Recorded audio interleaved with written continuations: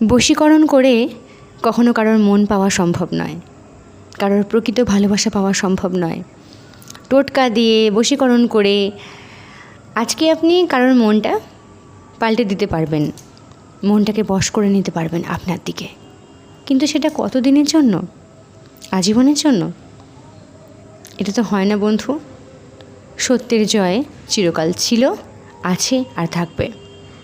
তাই বলি, কাউকে ভালোবাসলে ভালোবাসার কথাটা বলে দিন, লুকিয়ে রাখতে হবে না। কিন্তু যদি সে আপনাকে বারবার ইগনোর করে, তার উপর কিছু খারাপ প্রভাব কখনো করতে যাবেন না।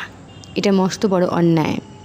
জোর করে কখনো ভালোবাসা পাওয়া সম্ভব নয়, ভিক্ষা চেয়ে কখনো ভালোবাসা পাওয়া সম্ভব নয়। এ সমস্তগুলো করে যারা, তারা আসলে কি ভালো থাকতে পারে?